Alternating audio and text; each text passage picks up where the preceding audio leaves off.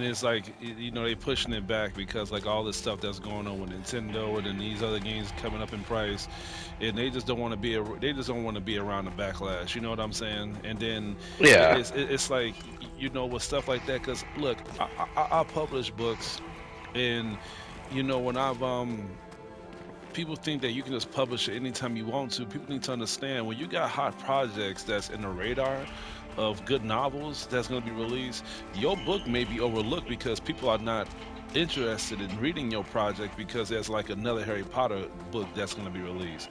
So you have to look at it like that. It's like, look, and it's the same thing with games, bro. Like when Grand Theft Auto comes out, a lot of people are not gonna be playing like games like Marvel Rivals What or have Call we of Duty here? because that game is gonna blow the fuck up. That's the reason why you're hearing people saying they don't mind paying $100 because Grand Theft Auto is a huge game. But that's where the hypocrisy comes in. It's like, dude, at the end of the day, a game is a fucking game, bro. And at the same time, you can't sit here and tell me that a game is never gonna be worth that much of an interest rate unless if it's your favorite company. Nah, man, get the fuck up out of here, dude. Grand Theft Auto is the same type of game we've all been playing. Free roaming, going around banging different types of women and doing missions of bank robberies, bro. And you sitting there telling me you know, because it's your favorite game, you know, from your super 4chan faggot company that takes 15 years for them to make another game and shit. All of a sudden, they deserve $100 price tag. No, they don't, bro. I think out of all the game developers, Rockstar is the last company that deserves that rating, bro, because they don't listen to consumers, they don't listen to you know, the hardcore fans. They're not giving us the Yeah. games that we're asking for, bro. I mean, they keep releasing Grand Theft Auto 5. They keep releasing that and remastering it. They keep giving us, you know, the same damn games, bro. Like Red Dead Redemption and Grand Theft Auto is not the games that we know and love, bro. Like whatever happened to Manhunt, whatever happened to Bully, whatever happened to Max Payne 4, bro. Like bring these games out, man. I agree. It's the same thing with Yeah. Capcom, bro. Like Devil May Cry and what you would call it, Resident Evil and Street Fighter is not the games. It's not the only games that y'all should be focused on, bro. Like bring back Onimusha, and they're doing that. But I heard they putting some woke shit on a remake, Onimusha 2. I heard that they was doing that too. So it's Oh like, oh God. my god, yeah. That's what I said. And then I was even telling William this, that like Capcom is not like all these other developers because they can get away with it. And the reason why I'm saying that is because they don't always release like woke games. Like when they released Dead Rising remastered, they had a lot of woke shit on there, but they made their money back when Monster Hunter Rise came out.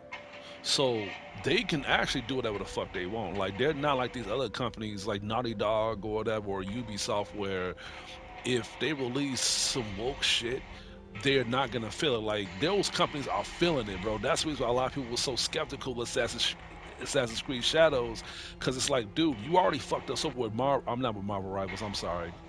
With Star Wars Outlaws and shit, dude, you're gonna have to own us back. You're gonna have to give us, you know what I'm saying? Like you're gonna have to earn our trust, bro. Like you know what I'm saying? But Capcom, they can release like a woke project and we're still gonna be eating up all the other shit. You know what I'm saying? So that's what I was telling William. Like they can do a couple of sacrifices. Like they can make Onimusha 2 woke as fuck. And we'll still be buying Street Fighter. You will still be buying Devil May Cry. You know what I'm saying? Like just as long as they don't touch that shit, then we straight. Then we good. But no, man, I'm never gonna spend $100 on a game, bro. I'm never gonna do that. Like a regular game, like a regular fucking game, because you gotta think about this too, Tavis. You spending a hundred Mhm. dollars on the base game, you gotta worry about buying the season pass too. Fucking for $100, I better get the season pass with it. You see what I'm saying? And that's what they're saying. Everybody was saying all that shit about Nintendo. They was like, that game's gonna be $80. That game's gonna be 90. This is the end of the world. This is the apocalypse. Oh my god! I'm not gonna buy this game. It's a Mario game. I remember back in the 1980s, these games was like $20. Now it's 80 and 90. Oh my god! Now all of a sudden, Grand Theft Auto. Now all of a sudden, Grand Theft Auto gets announced. Ah, if it's $100, I'm buying it, nigga. Where was all this energy at? Like, what happened? Like, Mario Brothers, you're not gonna see like, bro, like, come on, man. And these niggas even say they'll spend 80. They say that they'll spend over $200 on this game. Niggas is hypocrites, bro. That sounds it. Jesus Christ, man. Oh Lord. And then my cousin told me straight up. He said anybody that buy that game, he gonna rob them. Okay. Because he literally said that. He said that like if niggas keep complaining about how hard it is to make money, he said if he catches anybody pre-ordering that game, he gonna stick them up.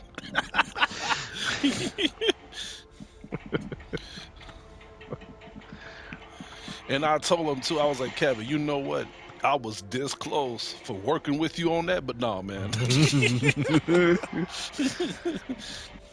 Like my, Unfortunately, I got a reputation. I got fucking shit to sell.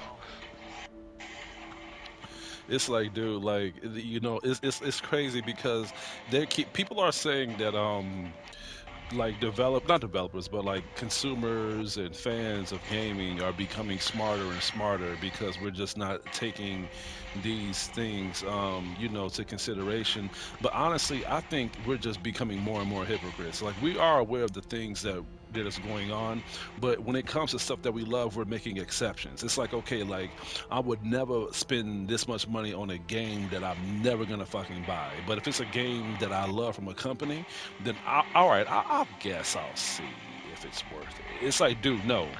Honestly, dude, I think no game in this current generation is worth $100. No game ever, ever, because these games are not better than the original projects. That's why they keep remastering these other games. And have you noticed when they remaster these games, they're taking away the things that we know and love. You know what I'm saying? It's just Yeah. like Onimusha, they're taking away certain female features of their game, and it's like, why is y'all doing that? And then people are saying, well, it's not a big deal. Well, evidently it is. If y'all niggas is taking away those features, if it's not a big deal, leave it the fuck alone. I hate when people say that. It's like, oh, it's not a big deal. It's not a big deal. Why is y'all making such of a big deal out of it? Well, they're making a big deal by taking that stuff out of the game.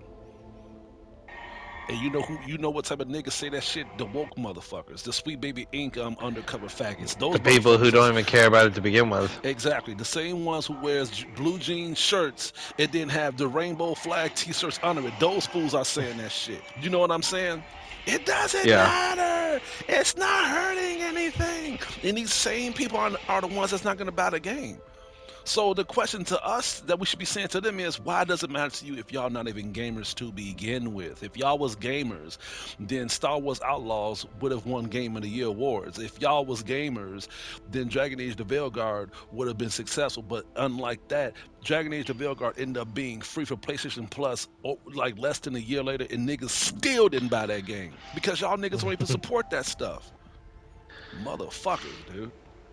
That should be pissing me off. It's just like, but that's what I was telling people. Like, people are just hypocrites, and then the main ones that is smart enough to defend this shit is the main ones like me that's literally calling out this type of behavior. And it's like, bro, like, gaming is not the same. And I was telling William this: if you want to support game developers, support the people that made Clear Obscure Expedition 33, like the indie companies, bro, because they're staying away from the woke shit. And even if they do have gay stuff on this game, they're not pushing that message. You know what I'm saying? They're Yeah. not being that political. Because I can deal with gay stuff. I can deal with gay stuff. I can. But Hmm. but here's the thing.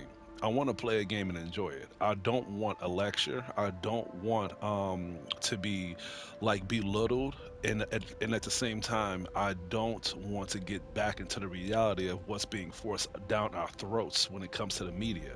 I want to escape that shit, and that's what Clear Obscure Expedition 33 does. It's like they have some gay elements to the game, but they're not making you go to that route of you putting a rainbow flag into these motherfuckers. You know what I'm saying? There's Yeah. not a scene on this game where there's like like a bitch statue. You know what I'm saying like, oh, Black Lives Matter. Hey, no, they're not doing that. So it's like, no, like, this game is fully enjoyable. It is getting the praise that it deserves.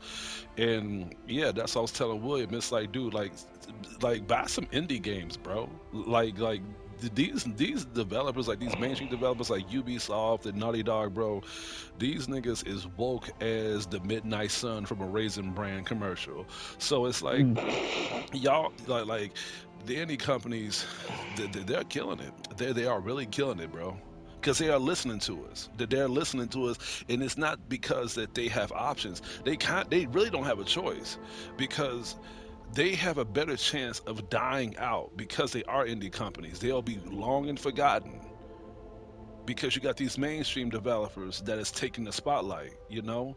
But if these indie companies like stick their landing and know why these mainstream companies are getting so much backlash and just give us what we want, it's so easy to be successful.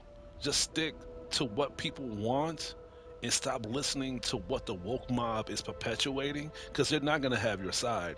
And that's another thing too about the woke mob. None of these people are sticking together, like the gays, the trans, like the Black Lives Matter or whatever. Like none of them sticking together because they all have their own political police beliefs to, to push out that message.